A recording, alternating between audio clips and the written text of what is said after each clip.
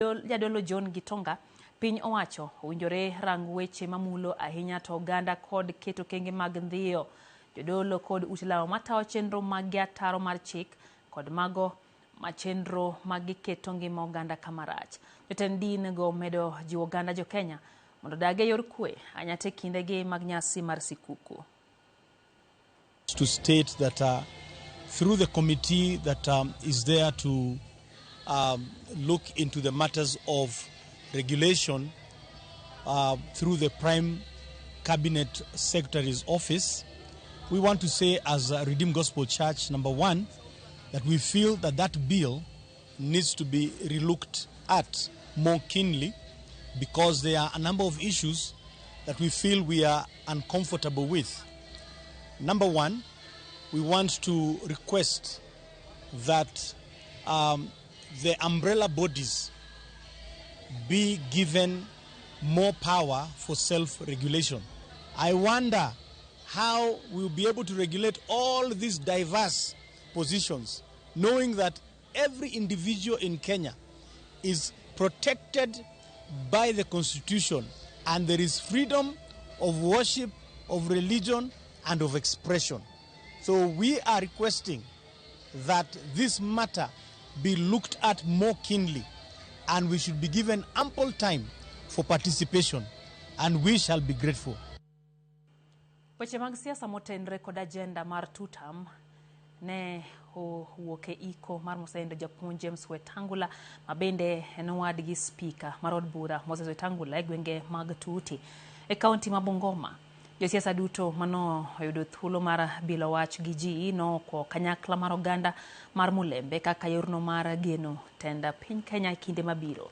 Moses Wetangula ne okwayo jotelo mawuok e gwenge mondo mi oti kanyakla kod sirikal kendo singo ne jodak makanyo matelo makare e bodon bura mar Kenya Kwanza.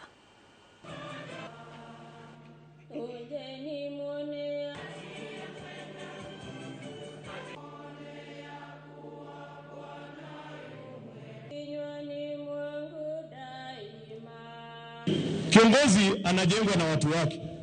Kiongozi analindwa. Na hakuna kiongozi malaika. Kiongozi yoyote ana uzuri wake na kuna upungufu kwa sababu yeye ni binadamu. Cha muhimu ni kuhakikisha kwamba mmemzingira, mmemuinua ili aweze kuleta matunda mazuri hapa nyumbani. Hapana maneno hii ambayo saa nyingine tunaona hapa Mlembe, mtu anatokea tu huko na Kiingereza na Kiswahili mingi, anataka kuchallenge mpaka mtu ambaye amefika namba 3. When you win, you celebrate. When you lose, find out why you lost, correct, so that you move forward. You don't start blaming each other. Tunaangaliana shida ilikuwa wapi, alafu tusonge mbele. Those remarks, allow me now to read the speech from His Excellency, the President of the Republic of Kenya. Message of... We have also agreed with the President and Aaron Wawukweko kwamba the old railway line kutoka Malaba kupitia Webuye, Tarbo, paka Eldoret, paka Nakuru, paka Naivasha is also under plan to be upgraded to SGR. Unaona tunaleta infrastructure fund. Hiyo ndio pesa itafanya hiyo kazi. Ili tubadilishe nchi yetu. Let's not be doubting Thomases. Let's believe in what we are doing. Rome was not built in a day, but the Romans were there to build it. Jodak maboro e kar chung'od bura ma Halego Songa e kaunti ma Siaya onyiso fungruok magiyudo bang' piny owacho bagonegi chenro mar kawo pande kod ndikruok lotombolo maonge chudo moramora. Thothgi yangoni gisebedo kod midhiero mathoth e manyo chenrogo moting'o bor mar wuoth kod koso omenda maromo $1,000 mar yudo pande. E kinde no ne gipuoyo piny owacho kuom chwalo chenro mage machiegni gi jopiny ka gijiwo jopiny anya to rawere mondo mi owuog oko kaw opande kendo ndikre kaka jolutombolo. Chenro no bende no tai kar chung'od bura ma Bondo.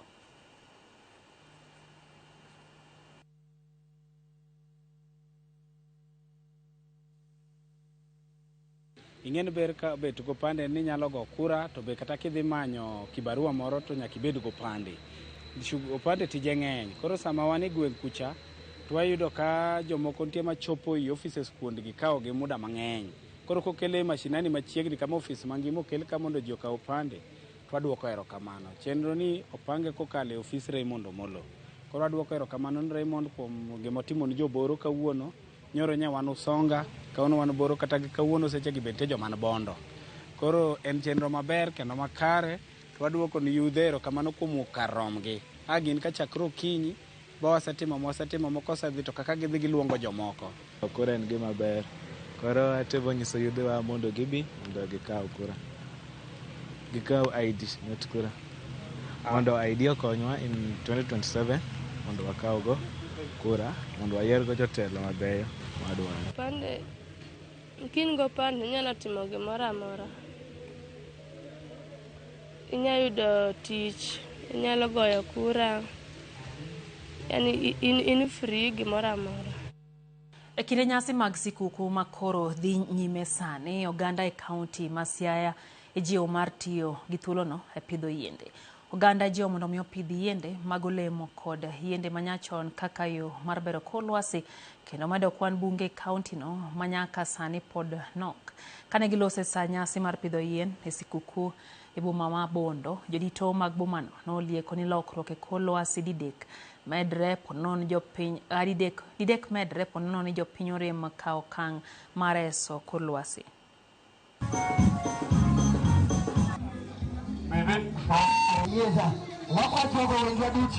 Symbol marwa ma kawuono kalure gi Christmas tree mane toka ka eni mondo wanyiso ogandawa ber mar pidho yien e weche madhi kod climate change.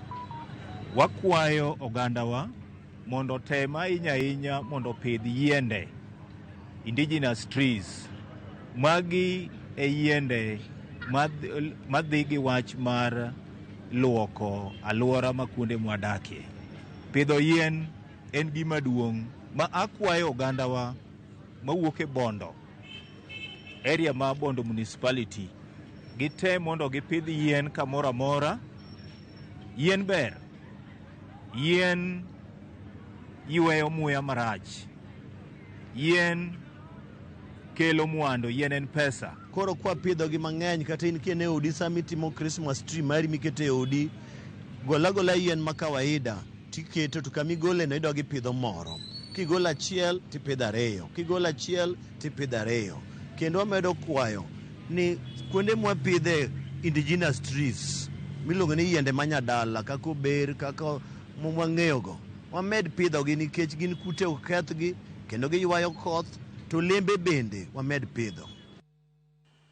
Kambi mar All Media Services osedhi kaka od fwambo maber moloyo e nyiso chenro mag pur e nyasi mar jopur motese ni National Farmers Awards and Celebrations manobagi e kaunti ma Kericho. Jatend migawo mar riwruoge Saga Wycliffe Oparanya manotelo e nyasi no owacho ni sirikal osegolo omenda maromo siling bilion 2 matieko gope mag jopur chak ma sirikal nitiere godo. Omedo wacho ni omenda ma jopur no biro yudo giko ma juma manyien. Jagore migawo mar pur Daniel Rono oyango ni oseyudo report manondo mar kaka itawo kembe chai duto mapacho ka kowacho ni nitie ng'ikruok manyaka koro losi e higa mabiro.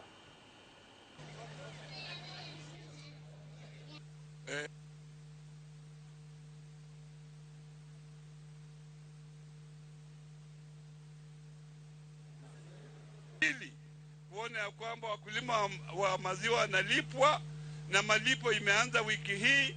Nataka nikubali kwa miezi mitatu tumekuwa na shida fulani katika new KCC ambayo serikali imeangalia, imenyorosha hayo mambo, na kuanzia wiki hii wakulima wa maziwa serikali imetoa shilingi bilioni 2 kuona ya kwamba wakulima wa maziwa wanalipwa na malipo imeanza wiki hii. Kufikia wiki ijayo kila mkulima atakuwa amelipwa maziwa yake. Tumekuwa tumejenga damu ndipo tukoe na maji ya kutosha, ndipo muendelee kuboresha kilimo na ensure tuko na food security. Asanteni sana. Tumeenda ndani kufanya audit na leo umeona nimereceive audit report ya hii factories yote, tuchue kama pesa ya mkulima inawekwa mzuri na kama mkulima amepata haki yake. Na tumeona ukweli kuna maneno. Na hiyo audit tunafanya na hiyo ni amana. Na tumeweka tena 3.7 billion to improve all the 19 factories ya majani chai. Tenderruok mar Kuppet okoni giseketo ikruok makare ne yiero margi ma itimo chakre dwe mar achiel higa manyien, ka bende girwako ng'eto mar doho makoro chiwonegi thuolo mar tiyo gi chike manyien mar riwruogno e yiero margi. Jagoro maduong' mar Kuppet Akelo Misori wacho ni chike machon mane Kuppet tiyo godo ne ok ochiwo thuolo mar miyo joma mine kod rawere ma gin jokanyo mar riwruogno donje leo madito ma Kuppet, gino mano miyo gitimo lokruok e chike maggi. Okoni yiero magi chano timo chakre dwe mar achiel higa manyien. Leo mathoth makoro idhi lar dhi bedo mathoth kochakre counties nyaka e kuku mar Kuppet, gino mano omiyo gikawo okang' mar timo lokruok e chike mataogi. Kokoni ondamo mane doho kawo mar yie gi lokruok makamano okelo fuong'ruok ne joma mine kod rawere riwruogno. Ne gilose mbarany ma Tom Mboya e boma ma Homabay e kinde maromo mar jokanyo ma Kuppet e Kenya mangima. To ni mine katin ahinya tadek e branch kata national office. To bende wakawo jowa matindo makoro iluongo ni jensigi matekre ng'eny e tichgi. Gimbe makoro gido bedo mang'eny e tich ka. Gimbe wamiyo gi position ma ginyalo chung' e tich moro amora, to kendo margi no endo wamiyogi mar achiel. Mar adek, wamedo lemo mang'eny e ofise mag manyo ni branch ma en county to gi national office koro oyawore. To Kuppet mosebedo maduong'. Union maduong' machalo kaka Kuppet ni ok ne obed mani ka delegates bire bura to gin ma jam 4 kende. Wadwa ni wang' ni kwa bire bura to nikech watiyo gi gimiluongo ni prorata, koro wan alufu kata dek delegates conference. For once, we'll have a national leader from the youthful fraternity sitting on this board. And among the gains also, we are going to have the prorata, where we'll have a bigger number of delegates coming to make decisions for this union. It's a big gain. Those of us who have been around for the last 20 years plus, member number 2 of Kuppet, have seen it grow, and these are the gains that we are proud to associate with. Dakika na par kod ang'wen nyakoro mga juang bang' sa 7 mar odiochieng' chenro en migago. Erokamano kuom kitera mogi TV. Oindi wacho ni entie Lucky Sama oneno chenro yo makare ahinya. Ging'anyo gi James Oindi, Tefio magi Margaret Award kod James Nyangoya. Erokamano ahinya. Michael Ouma Odumbe wacho ni entiere Migori County, en bende weche gi chopone yo makare. Hamisi Ben wacho ni chenro mar migago chopone ka enti Nairobi. Gashie wacho ni Merry Christmas ne oganda duto. Lydia Okech ntiere Mombasa, kaeto bayano Generali Chris Generali wacho kayo ni weche gi chopone heyo makare ka entie game nango e county ma Siaya. Umachanya kwa mga juang chenro en na migago kikidhi mabor.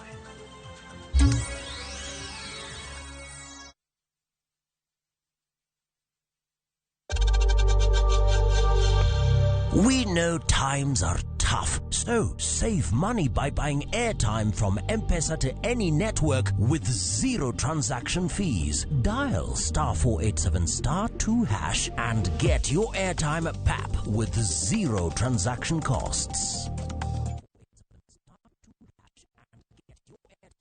Would you like to work in Dubai or Saudi? Ajira is connecting you with top employers in these and many more countries. We have openings for jobs as taxi drivers, bike riders, cleaners, security guards, construction, and many more. We offer full recruitment support from application, placement, and guidance on visa processing and onboarding. To apply, visit our website www.m-ajira.com. Complete your profile and our systems will automatically match you to the right jobs. Find us on TikTok at m-ajira.digital or Facebook at m-ajira or call 0709 488881 for more information. M-Ajira, your gateway to credible global opportunities.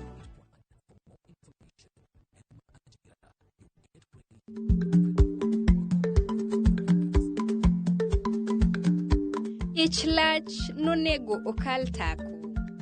Ma tiende ni bedo gi miluma mar yako mang'eny nyalo kelo rach.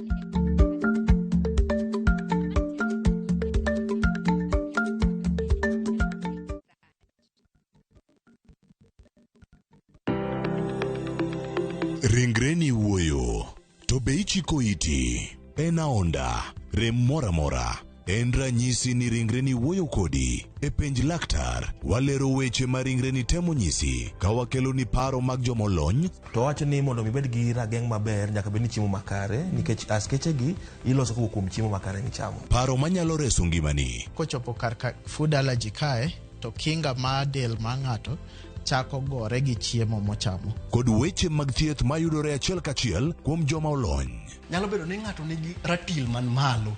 Koro konyono to choke cartilage ka toyore konyono nikech ratil mare man malo. Mano nyalo miyo bende ng'ato nyalo yudo arthritis no. E penj laktar gi Ruth Otieno, wuok tich nyaka tich abich, saa 12 odhiambo, mana e Ramogi TV.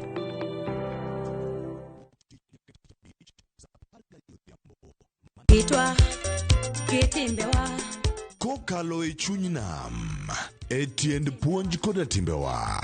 Ma en 111, chenro makelo nung'eyo madier mar joluo. Nitie chik manam machon mondo ne ondhi yie ka niketo gimo miluongo ni migongo. Wawuotho e alwora mar joluo ka waromo gi ji mopogore opogore. Wafwenyo adiera mabwogo ji. Ndalo be gimoro ne muchari ni bende ne pod onge. Ne onge dier. Iolo ni mana ng'owa kuoyo miketie. Kowuok e timbewa nyaka e ngima mapile, e ngima ma ok ong'ere.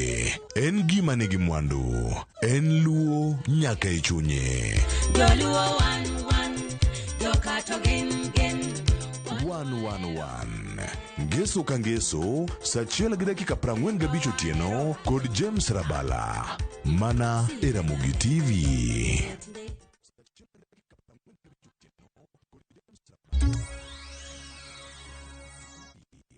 Machiegni nyakor Mugajwang'. Profesa Kithure Kindiki oyango ni piny Kenya dhi chako tiyo gi yore mbui e rito le mag bunge kendo bero gedo mag apeyni e kuonde rito lego kaka yor ywayo jolimbe thurka. Nowuoyo e kinde mano otele nyasi mar sidho apisa mag cadet mag Kenya Wildlife Services, kama ne oyango ni sekta mar limbe en achiel kuom mise ma oteno chumi ma thurkae, ka bende oyango ni nitiere dwaro mar keto maine rito le mag bunge thurka. Apias maromo 1,500 mag Rangers igeto med tiegruok gi piny owacho kaka yor jiwo mich maggi, ka bende ibiro gernegi ute ne apisa matiego ngi Mongoro. Class National Wildlife Protection and Anti-Poaching Modernization Framework. We are integrating elite ranger units, intelligence-led operations, AI-enabled surveillance, drones, satellite-linked patrol systems, and modern command and control network across our protected areas. We are strengthening cross-border cooperation to dismantle international wildlife crime networks and establishing a national wildlife forensics and intelligence center to fight poaching with science and precision. We are also investing in the people who stand on the front lines, with the recruitment of 1,500 rangers and cadets, improved welfare, specialized training, and a clear housing policy for officers, especially those in remote and high-risk stations. Lwasi mag siasa osechako chwakre kaunti ma Siaya ka josiasa magawo kom gavana ma Siaya dhi nyime gi pangore. Moko kuom josiasa mageto komno masani omaki gi gavana James Orengo gin jaod bura ma Ugenya David Ochieng, jalup gavana William Oduol kod jaod bura machon mar Arieda Nicholas Gumbo, e kind ji mamoko. Jafwambo mar siasa Chris Owino kolonwa wach siasa ma kaunti ma Siaya. Koregot odiedo nyaka Ndori, Akala nyaka Barding, Jera in nyaka Kowak, boche mag siasa osechako kunore e kor polo e kaunti ma Siaya higa achiel kod dweche 8 motelo ne yiero maduong' mabiro. Jaod bura ma Ugenya David Ochieng, jaod bura machon mar Arieda Nicholas Gumbo kod jalup gavana ma Siaya William Oduol gin moko kuom josiasa magawo kom gavana James Orengo e yiero maduong' mabiro. Okil Kamalo Kawilis Otieno yango ni tho mar ogai machon mar ODM Raila Odinga dhi kelo lokruok maduong' e yiero mar gavana ma Siaya. Gima notimore ni chien kocha, Jera nopog gini. En silent agreement moro manobedo go. Area mar Bondo kocha, negolo president manen baba kaso koro ira mar jiro Siaya koni negolo governor koro nyaka absence mare ni the impact the kelo pogruok e siasa kaka digo mbele kocha nikech kane poni jomoko wacho ni jo bondo kocha golo governor golo president sani onge ng'ama dhi chung' kawuok president korka bondo kocha koro samoro joka mawuok side mabondo nyawacho ni wan be wateme go wamany governor to jo Ugenya bende nyalo wacho ni ne koro ndalowa to en logo diriyo jo logo no logo diriyo wan be walogo diriyo e kwa wene kendo dot moro kawe. Okil Kamalo Kawilis Otieno ogolo siem ne jogo maparo ni golo Orengo kom dhi bedo tich mayot kalure kod lony mare maradhai e siasa mapacho kae kod kido mar siasa. Orengo en jasiasa mosebet e siasa higni mang'eny to brand mar Orengo jonge gimo Orengo kedo nege gimo chung'ne mano e teko men go maduong' ahinya then kendo en incumbent en emene apis to gik morengo wachoga en owuoyo kaka duond jopiny ok en wendo ne kuom ji en ng'ama ji oseng'eyo kendo ji oseng'eyo ni higni mosebedo e piny kaendi mosebedo e telo gik mokedo negi Orengo ni nyapimo maybe mana gi Raila. Yiero maduong' mabiro nyalo dhi bedo lweny mar jo Ugenya bang' jaod bura ma Ugenya David Ochieng bende wuok oko kendo wacho ni ogawo kom gavana ma Siaya. Acho ni tekone maduong' ahinya en David Jatich en ng'ama omanyo gimoro to owuok aggressively to gik madhi ahinya en ni number 1 kani rango ndalo moko chien kocha mane lango moko dhi Karutu ni David nowacho ni ok en ga jaluo ng'ene ni Mluya kane ne bura moro marach Western koro samoro odhi chako kipenje to koro mane wacho no kino ganda wani to iduogo nade koni dak ichung' Busia.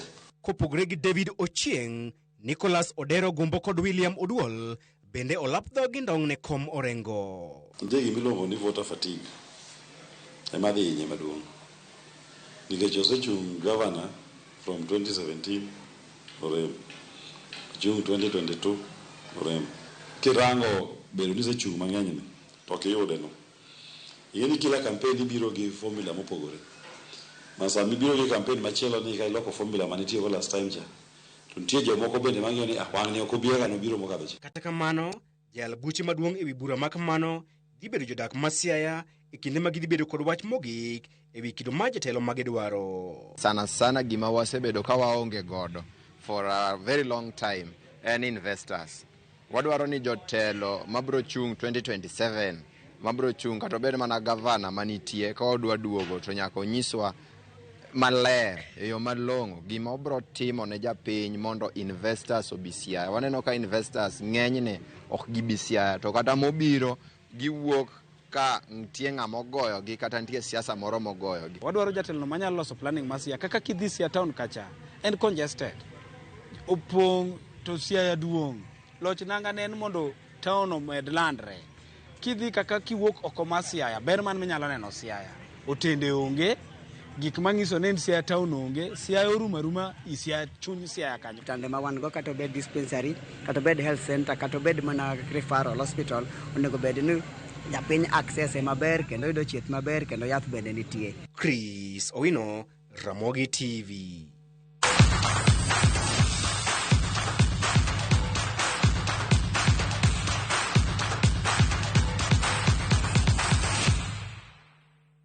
Ekiani masikunde olor kendo ji nitiere kor gwenge tuke mopogore opogore bago mar yora were machiegni kendo gologi e yore mag njore. E skund primar ma Kandiege e ward ma Kibiri e kar chung'od bura ma Karachuonyo tuke mag Omuga Ongati tournament dhi nyime kendo tuke ma oting'o adhula volleyball netball kod mamoko obagi kendo rawere oyuoro kar rombgi ka joloch biro yudo mich. E kindeno sirikal kokalo kuom jagoro mong'ere migao mar arita Dr. Raymond Omolo bende ochwalo kepo mag opande ne rawere gi jogo manowito maggi chenro ni otele gi ruodhi komakore gi riwruok mar Transition Youth Initiative.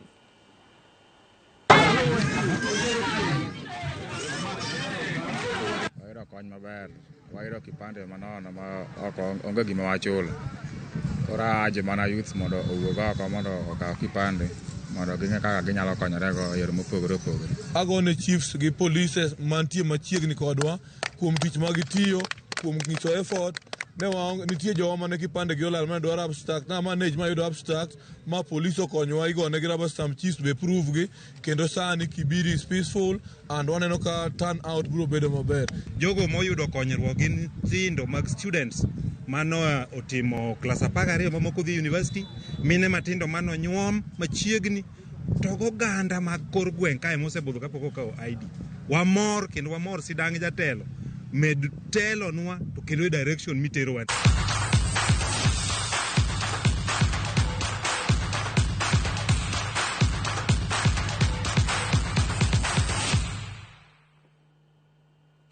Kuom gajuang kanyo hema watieke chenro ni mar migago erokamano ahinya kuom kete Ramogi TV waloso ni weche gi makare hang no yodgi kanyo ka ogik sego mag odhiambo 1 gi saa 3 rit masane nyinga Lydia Okeyo.